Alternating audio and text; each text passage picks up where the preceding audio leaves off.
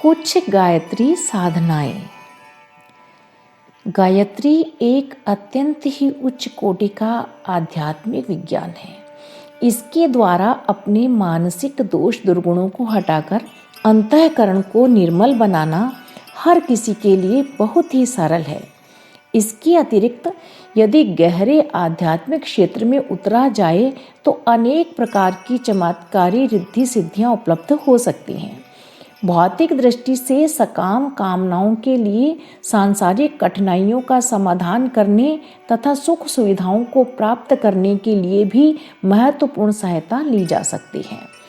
तांत्रिक विधि से वाम मार्गी क्रियाएं करने पर भी इससे बड़े रोमांचकारी परिणाम हो सकते हैं। इस प्रकार की अनेक साधनाओं में से जो सर्वसाधारण के लिए उचित एवं आवश्यक समझी हैं, वे गायत्री महाविज्ञान ग्रंथ के 3 खंडों में लिख दी हैं। जिनका प्रकट करना सर्वसाधारण के लिए उपयुक्त नहीं समझा है, उन्हें बताना किन्हीं विशेष अधिकारी व्यक्तियों की पात्रता पर निर्भर रहता है। उतनी बारीकियों में न जाया जाए तो साधारणतः इतना ही जान लेने से भी काम चल सकता है कि शरीर को स्नान से शुद्ध करके साधना पर बैठना चाहिए। किसी विवशता, ऋतु प्रतिकूल या अस्वस्थता की दशा में हाथ मुंह धोकर या गीले कपड़े से शरीर पोंछकर काम चलाया जा सकता है। आसन बिछाकर पालथी मारकर सीधी साधे ढंग से स्थिर चित्त से बैठना चाहिए। माला तुलसी या चंदन की लेनी चाहिए। प्रातः काल सूर्योदय के 2 घंटे पूर्व से लेकर सायंकाल सूर्य अस्त होने के 1 घंटे बाद तक दिन में कभी भी उपासना की जा सकती है, पर प्रातः और सायंकाल का समय अधिक उत्तम है। यदि अधिक रात्रि हो जाए या चलते फिरते जप करना हो तो मन ही मन मौन मानसिक जप करना चाहिए। यदि मंदिर या स्थिर उपासना गृह में नहीं बैठे हैं तो सूर्य को गायत्री का प्रतीक मानकर प्रातः काल पूर्व को, मध्याह्न उत्तर को, सायंकाल पश्चिम को मुख करके बैठना चाहिए। माला जपते समय सुमेरु यानी कि माला के आरंभ का सबसे बड़ा दाना का उल्लंघन नहीं करना चाहिए। एक माला पूरी होने पर उसे मस्तक से लगाकर पीछे को ही उलट देना चाहिए। तर्जनी उंगली का जप के समय उपयोग नहीं होता। मल मूत्र त्याग या अनिवार्य कार्य के लिए बीच में उठना पड़ता है तो हाथ मुंह धोकर दोबारा बैठना चाहिए। जप नियमित संख्या में तथा नियमित समय पर करना उचित है। यदि कभी बाहर जाने या अन्य कारणों से जप छूट जाए तो आगे थोड़ा थोड़ा करके उस छूटे हुए जप को पूरा कर लेना चाहिए और एक माला प्रायश्चित स्वरूप अधिक करना चाहिए। जप इस प्रकार करना चाहिए कि कंठ से ध्वनि होती रहे, होंठ हिलते रहें, परंतु पास बैठा हुआ मनुष्य भी स्पष्ट रूप से उसे सुन न सके। साधक का आहार विहार सात्विक रहना चाहिए, पर जिनसे वैसा नहीं बन पड़ता वे भी उपासना कर सकते हैं, क्योंकि उपासना के प्रभाव से तन की बुराइयां बहुत जल्दी अपने आप ही सुधरती हैं और साधक स्वयं ही कुछ दिन में अनेक बुराइयों को छोड़कर शुद्ध सतोगुणी बनने लगता है। जप प्रारंभ करने से पूर्व पवित्रीकरण, आचमन, शिखा बंधन, प्राणायाम, न्यास करने का नियम है। यह 5 कार्य केवल गायत्री मंत्र में भी हो सकते हैं। जिनको यह सब ना आता हो वे गायत्री माता के चित्र को प्रणाम, पूजन कर या मानसिक ध्यान करके जप प्रारंभ कर सकते हैं। जप के समय जल और धूप बत्ती रखना चाहिए। इस प्रकार जल और अग्नि को साक्षी रखना उत्तम है। कम से कम 1 माला यानी कि 108 मंत्र जपना आवश्यक है।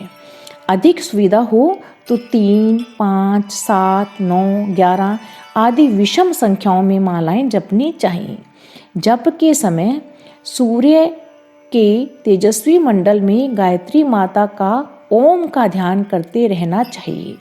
जप के आदि में आवाहन का प्रणाम और अंत में विसर्जन का प्रणाम करना चाहिए तथा पूजा के समय रखा हुआ जल सूर्य की ओर चढ़ा देना चाहिए। कुछ विशेष साधनाएं। उपवास। रविवार का दिन गायत्री के उपवास का दिन है। निराहार, केवल जल पर रहना या दूध, फल, छाछ, शाक आदि फलाहारी वस्तुओं पर रहने का निर्णय अपनी शारीरिक स्थिति देखकर करना चाहिए। जो कठिन उपवास नहीं कर सकते वे एक समय बिना नमक का अन्नाहार लेकर रह सकते हैं। दूसरा है मंत्र लेखन। जप की अपेक्षा मंत्र लेखन का पुण्य फल 100 गुना अधिक माना गया है, क्योंकि इसमें श्रम और मनोयोग अधिक लगता है। चित्त की एकाग्रता और मन को वश में करने के लिए मंत्र लेखन बहुत सहायक होता है। स्कूली साइज की कॉपी में किसी भी स्याही से शुद्धता पूर्वक गायत्री मंत्र लिखे जा सकते हैं। इसके लिए कोई विशेष नियम या प्रतिबंध नहीं है। जब 2400 मंत्र पूरे हो जाएं, तो वह कॉपी गायत्री तपोभूमि मथुरा के पते पर भेज देनी चाहिए। यह मंत्र गायत्री तपोभूमि मथुरा में प्रतिष्ठापित किए जाते हैं और सदैव इनका विधिवत पूजन होता रहता है। ऐसी मंत्र लेखन श्रद्धांजलियाँ गायत्री मंदिर में माता के सम्मुख उपस्थित होकर करना एक बहुमूल्य भेंट है। तीसरी साधना है हवन। जिन्हें सुविधा हो वे नित्य अथवा रविवार को अथवा अमावस्या पूर्णमासी को अथवा जब सुविधा हो तब गायत्री मंत्र से हवन कर लिया करें। जप के साथ हवन का संबंध है। अनुष्ठानों में तो जप का दशांश या शतांश हवन करना आवश्यक होता है, पर साधारण साधना में वैसा कोई प्रतिबंध नहीं है। फिर भी यदा कदा हवन करते रहना गायत्री उपासकों का कर्तव्य है। हवन की विस्तृत विधि गायत्री यज्ञ विधान ग्रंथ में है। इसके आधार पर अथवा अन्य किसी हवन पद्धति के आधार पर अग्निहोत्र कर लेना चाहिए। न्यूनतम 24 आहुतियों का हवन होना चाहिए। 108 या 240 आहुतियों का हवन हो सके तो और भी उत्तम है। चौथी साधना है अभियान। 1 वर्ष तक गायत्री की नियमित उपासना का व्रत लेने को अभियान साधना कहते हैं। इसका नियम इस प्रकार है। पहला, प्रतिदिन 10 माला का जप। दूसरा, प्रतिदिन रविवार को उपवास। जो फल दूध पर न रह सके वे एक समय बिना नमक का अन्नाहार लेकर भी अर्ध उपवास कर सकते हैं। तीसरा, पूर्णिमा या महीने के अंतिम रविवार को 108 या कम से कम 24 आहुतियों का हवन। सामग्री न मिलने पर केवल घी की आहुतियाँ गायत्री मंत्र के साथ देकर कर सकते हैं। चौथा, मंत्र लेखन। प्रतिदिन कम से कम 24 गायत्री मंत्र एक कॉपी पर लिखना। पांचवा, स्वाध्याय। गायत्री साहित्य का थोड़ा बहुत स्वाध्याय नित्य करके अपने गायत्री संबंधी ज्ञान को बढ़ाना। छठा है ब्रह्म संदीप। दूसरों को गायत्री साहित्य पढ़ने की तथा उपासना करने की प्रेरणा एवं शिक्षा देना। अपनी पुस्तकें दूसरों को पढ़ने को देकर उनका ज्ञान बढ़ाना एवं नए गायत्री उपासक उत्पन्न करना। इन 6 नियमों को 1 वर्ष नियम पूर्वक पालन किया जाए तो उसका परिणाम बहुत ही कल्याणकारक होता है। वर्ष के अंत में यथाशक्ति हवन एवं दान पुण्य करना चाहिए। 5वीं साधना है अनुष्ठान। अनुष्ठान विशेष तपश्चर्या है। इससे विशेष परिणाम प्राप्त होता है। लघु अनुष्ठान 24,000 जप का, मध्यम अनुष्ठान 1.25 लाख जप का तथा पूर्ण पुनश्चरण 24 लाख जप का होता है। साधारणतः लघु अनुष्ठान 9 दिन में, मध्य अनुष्ठान 40 दिन में और पूर्ण अनुष्ठान लगभग 1 वर्ष में पूरा होता है।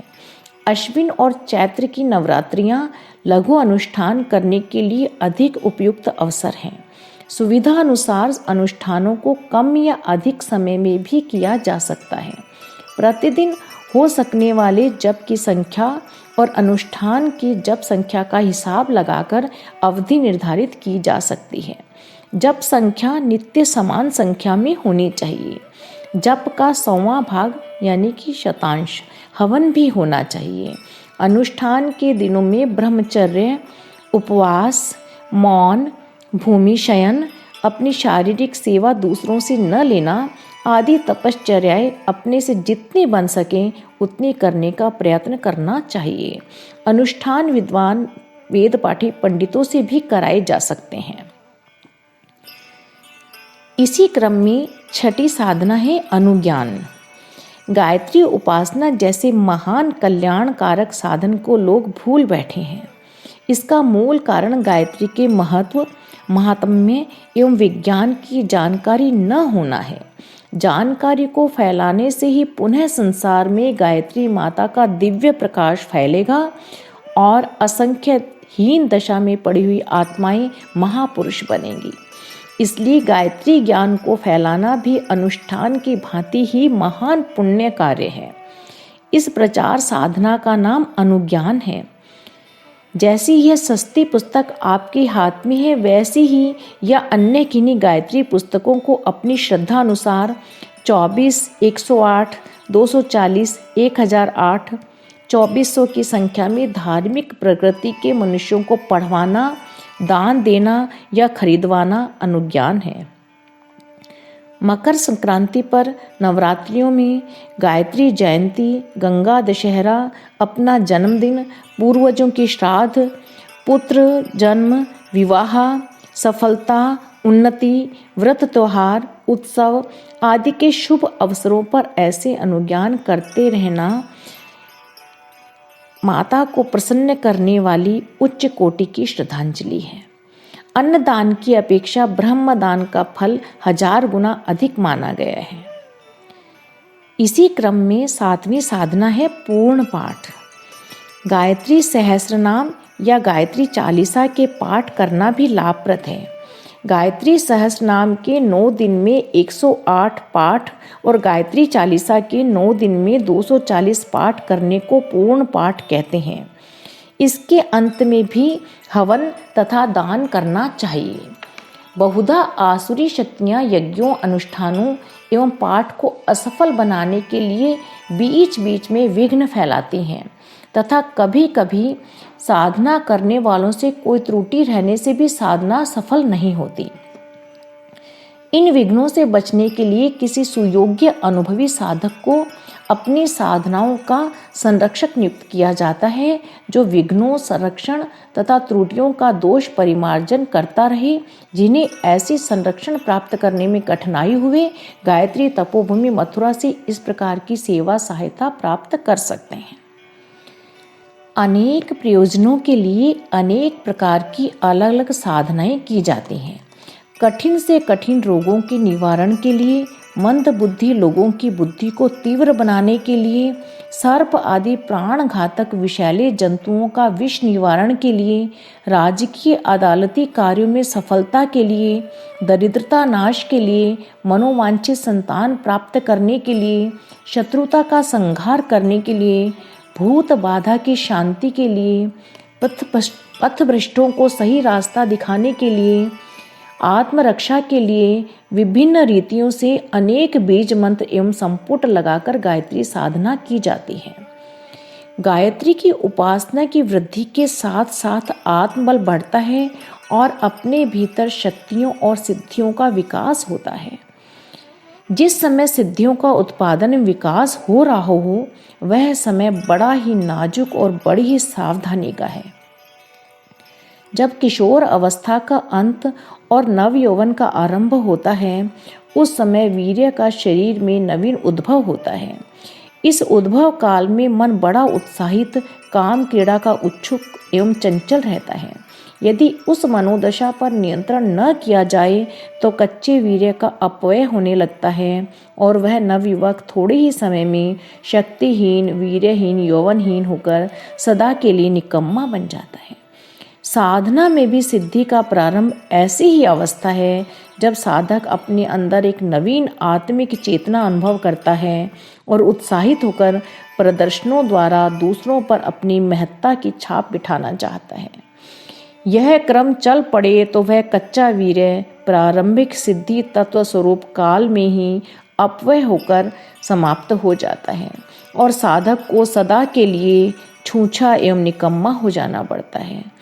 इसलिए नवीन साधकों को उचित है कि अपनी सिद्धियों को गुप्त रखें किसी पर प्रकट न करें, किसी के सामने प्रदर्शन न करें, उनका दुरुपयोग न करें और साथ ही जो दैवी चमत्कार दृष्टिगोचर हों उन्हें विश्वस्त अभिन्न हृदय मित्रों के अतिरिक्त और किसी से न कहें। अखंड ज्योति, जनवरी सन 1955, पृष्ठ संख्या 23 से 26।